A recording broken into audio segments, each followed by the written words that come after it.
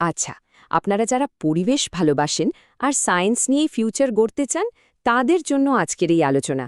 Green সায়েন্সে একটা দারুণ ক্যারিয়ার কিভাবে বানানো যায় তার একটা পুরো রোড ম্যাপ নিয়ে আমরা কথা বলবো। চলুন দেখে নেওয়া যাক কিভাবে এই স্বপ্নটা সত্যি করা যায়। যদি আপনার উত্তর হ্যাঁ হয়, তাহলে একদম ঠিক জায়গায় এসেছেন। দেখুন, গ্রিন সায়েন্সের জগৎটা কিন্তু শুধু ভালো চাকরির সুযোগই বাড়াচ্ছে না, এর সাথে সাথে আমাদের এই পৃথিবীকে আরও সুন্দর, আরও বাসযোগ্য করে তোলারও একটা দারুণ সুযোগ দিচ্ছে। তো আজকের এই আলোচনায় আমরা মোট 5টা সেকশন নিয়ে কথা বলবো। প্রথমে দেখব গ্রিন সায়েন্সে আপনার ভবিষ্যৎ কেমন হতে পারে। তারপর জানব কি কি এন্ট্রেন্স পরীক্ষা আছে, সেগুলোর ক্যালেন্ডার কেমন হয়, আর সবশেষে থাকবে একটা স্মার্ট প্রিপারেশন প্ল্যান আর এক্সাম দিনের জন্য কিছু টিপস। মানে পুরো ব্যাপারটা আপনার কাছে একদম জলের মতো পরিষ্কার হয়ে যাবে। ওকে, তাহলে চলুন শুরু করা যাক আমাদের প্রথম সেকশন দিয়ে। আচ্ছা, প্রথমেই যে প্রশ্নটা আসে তা হলো, কেন এই ফিল্ডটা বেছে নেওয়া একটা দারুণ সিদ্ধান্ত হতে পারে, তাই না? এটা কিন্তু শুধু একটা চাকরি নয়, এর সাথে একটা বড় উদ্দেশ্য জড়িয়ে আছে। দেখুন, গ্রিন সায়েন্সে কেরিয়ারের সম্ভাবনা কিন্তু অনেক। একদিকে যেমন খাদ্য সুরক্ষা বা ফুড সিকিউরিটির মতো গুরুত্বপূর্ণ বিষয় আছে, তেমনই বিশ্বজুড়ে চাকরির প্রচুর সুযোগও তৈরি হচ্ছে। আপনি সরকারি চাকরি করতে পারেন, রিসার্চে যেতে পারেন, প্রাইভেট সেক্টরেও কাজ করতে পারেন, এমনকি নিজের ব্যবসাও শুরু করার সুযোগ আছে। মানে সব দিকই খোলা। এই পথে এগোনো মানে কিন্তু ভবিষ্যতের জন্য একটা দারুণ পজিটিভ স্টেপ নেওয়া। বেশ, এবার আসি আমাদের দ্বিতীয় সেকশনে। এই যে এত এত এন্ট্রেন্স পরীক্ষা, এর জগৎটা কিন্তু বেশ জটিল মনে হতে পারে। চলুন এটাকে একটু সহজ করে বোঝার চেষ্টা করি, কারণ সঠিক ইনফরমেশন জানা থাকলে কিন্তু প্রস্তুতিটা অনেক সোজা হয়ে যায়। মূলত পরীক্ষা হয় দুরকমের। একটা হলো সেন্ট্রাল বা ন্যাশনাল লেভেলের পরীক্ষা, যেটা সারা ভারতে বিভিন্ন ইনস্টিটিউশনে অ্যাডমিশনের জন্য হয়। আর অন্যটা হলো স্টেট লেভেলের, মানে প্রত্যেকটা রাজ্য তাদের নিজেদের ইউনিভার্সিটির জন্য আলাদা করে পরীক্ষা নেয়। আপনার টার্গেট কি, সেটার উপর নির্ভর করে বুঝতে হবে কোনটা আপনার জন্য ঠিক। ন্যাশনাল লেভেলে এই দুটো পরীক্ষা কিন্তু সবচেয়ে গুরুত্বপূর্ণ। প্রথমটা হলো ICAR AIAA। ICAR মানে Indian council of agricultural research.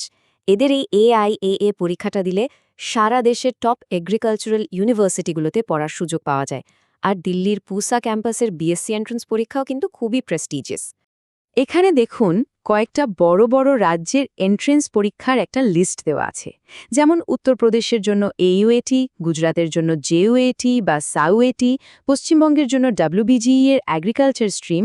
প্রত্যেকটা রাজ্যের কিন্তু নিজস্ব পরীক্ষা পদ্ধতি আছে। তাই আপনি যে রাজ্যে পরীক্ষা দিতে চান, সেখানকার পরীক্ষা নিয়ে অবশ্যই ভালো করে খোঁজখবর নেবেন। সুযোগ কিন্তু অনেক। তো পরীক্ষাগুলো তো জানা হলো, কিন্তু কখন কি করতে হবে? এবার আসা যাক সময়ের কথায়। চলুন সারা বছরের পরীক্ষার ক্যালেন্ডারটা একবার দেখে নিই, কারণ আমরা সবাই জানি ঠিক সময়ে ঠিক কাজটা করাই কিন্তু সাকসেসের আসল চাবিকাঠি। এটা একটা অ্যাপ্রক্সিমেট ক্যালেন্ডার, যেটা থেকে আপনারা পুরো বছরের একটা আইডিয়া পাবেন। সাধারণত এপ্রিল মাস থেকে ফর্ম ফিল আপ শুরু হয়, যেমন ICAR বা WBJE এর। মে জুন মাস জুড়ে চলে বিভিন্ন পরীক্ষা, আর জুলাই থেকে শুরু হয়ে যায় রেজাল্ট আর কাউন্সেলিং। তবে আসল কথাটা হলো, প্রত্যেকটা পরীক্ষার নির্দিষ্ট ডেটের ওপর কিন্তু আপনাকে কড়া নজর রাখতে হবে। ওকে, এবার আমরা চলে এসেছি সবচেয়ে জরুরি অংশে, কিভাবে প্রস্তুতি নেবেন। একটা ভালো প্ল্যান কিন্তু আপনাকে অন্যদের থেকে অনেকটা এগিয়ে রাখতে পারে। চলুন দেখিনি সেই স্মার্ট প্রিপারেশন প্ল্যানটা কি। সাকসেসের জন্য এই 4টে স্টেপ ফলো করা কিন্তু মাস্ট। স্টেপ 1, সিলেবাসটা ভালো করে বুঝুন। স্টেপ 2, সঠিক স্টাডি ম্যাটেরিয়াল ব্যবহার করুন। স্টেপ 3, একটা ভালো স্টাডি রুটিন বানান। আর ফাইনালি স্টেপ 4, মক টেস্ট দিয়ে প্রচুর প্র্যাকটিস করুন। প্রস্তুতির একেবারে প্রথম ধাপই হলো সিলেবাসটা ভালো করে বুঝে নেওয়া। মেনলি ফোকাস করতে হবে ফিজিক্স, কেমিস্ট্রি আর বায়োলজির ওপর, মানে ক্লাস 11-12-এর যা যা পড়েছেন। কিছু পরীক্ষার জন্য ম্যাথস বা স্ট্যাটিস্টিক্সও লাগতে পারে, সেটাও দেখে নেবেন। এর সাথে এগ্রিকালচার আর ফরেস্ট্রির বেসিক কনসেপ্ট আর পরিবেশ নিয়ে আজকাল কি হচ্ছে সেই খবরও রাখতে হবে। সঠিক বই বাছতে পারলে কিন্তু পড়াটা অনেক সহজ হয়ে যায়। বেসিক ক্লিয়ার করার জন্য সায়েন্স সাবজেক্টগুলোর জন্য NCERTর বইয়ের কোনো তুলনাই হয় না। আর একটু ডেপথে জানতে এগ্রিকালচার বা ফরেস্ট্রি রেফারেন্স বই দেখতে পারেন। আর হ্যাঁ, প্র্যাকটিসের জন্য পুরনো বছরে কোয়েশ্চেন পেপার সলভ করাটা কিন্তু মাস্ট। আর এখন তো অনলাইন টিউটোরিয়াল, ভিডিও, মক টেস্টের মতো অনেক অপশন আছে, সেগুলোও কাজে লাগাতে হবে। দেখুন, একটা ডিসিপ্লিনড রুটিন ছাড়া কিন্তু বড় কোনো লক্ষ্যে পৌঁছানো খুব কঠিন। তাই প্রত্যেকটা সাবজেক্টের জন্য রোজ কিছুটা সময় রাখুন। যে জায়গাগুলো আপনার দুর্বল মনে হয় সেগুলোতে একটু বেশি সময় দিন। আর নিউমেরিক্যাল বা রিজনিংয়ের মতো প্রবলেমগুলো কিন্তু রোজ প্র্যাকটিস করতে হবে। ধারাবাহিকতা মানে কনসিস্টেন্সি, এটাই কিন্তু আসল বাতার। মক টেস্টকে বলতে পারেন ফাইনাল পরীক্ষার একটা মহড়া বা রিহার্সাল। এটা শুধু আপনার নলেজ টেস্ট করে না, বরং টাইম ম্যানেজমেন্ট আর পরীক্ষার টেনশন সামলানোর স্কিলও বাড়ায়। তাছাড়া মক টেস্ট দিলে আপনি বুঝতে পারবেন কোন টপিক থেকে বারবার প্রশ্ন আসছে, প্রশ্নের প্যাটার্নটা কেমন, আর সবচেয়ে বড় কথা, নিজের পারফরমেন্স অ্যানালাইজ করে ভুলগুলো শুধরে নেওয়ার এটাই সেরা উপায়। আর এখানে একটা প্রোটিপ দিই, ভালো রেজাল্টের জন্য তাড়াহুড়ো না করে অন্তত 6 মাস থেকে 1 বছর আগে প্রস্তুতি শুরু করুন। সময় নিয়ে পড়লে সাফল্য পাওয়ার সম্ভাবনা কিন্তু অনেক বেড়ে যায়। এত সব প্রস্তুতির পর এবার আসে সেই ফাইনাল দিনটা, মানে এক্সাম ডে।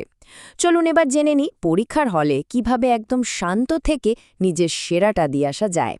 পরীক্ষার হলে এই 4টে জিনিস মাথায় রাখাটা খুব জরুরি। প্রথমত, সব ইনস্ট্রাকশন খুব মন দিয়ে পড়ুন। দ্বিতীয়ত, যে প্রশ্নগুলো সহজ লাগছে সেগুলো দিয়ে শুরু করুন, এতে কনফিডেন্স বাড়বে। তৃতীয়ত, সময়টাকে ঠিকঠাক ম্যানেজ করুন। আর সবশেষে, সবচেয়ে গুরুত্বপূর্ণ, একদম শান্ত আর ফোকাসড থাকুন। মাথা ঠান্ডা রাখাটাই আসল। শেষ করার আগে এই কথাটা মনে রাখুন, তাড়াতাড়ি পরিকল্পনা করুন, স্মার্টভাবে প্রস্তুতি নিন এবং সবুজ বিজ্ঞানে আপনার স্বপ্নের কেরিয়ার অর্জন করুন। এই মূল মন্ত্রটা মাথায় রেখে এগিয়ে চলুন। সঠিক প্ল্যান আর হার্ডওয়ার্ক করলে গ্রিন সায়েন্সের জগতে একটা সফল কেরিয়ার বানানো অবশ্যই সম্ভব। আপনাদের সবার স্বপ্নের যাত্রার জন্য অনেক অনেক শুভেচ্ছা রইল। এই বিষয়ে আরও জানতে বা কোনো সাহায্যের জন্য আপনারা অনলাইন একাডেমির ওয়েবসাইট ভিজিট করতে পারেন, অথবা গুগল প্লে স্টোর থেকে আমাদের অ্যাপ অনলাইন একাডেমি ডাউনলোড করে নিতে পারেন। আমাদের সঙ্গে থাকার জন্য অনেক ধন্যবাদ।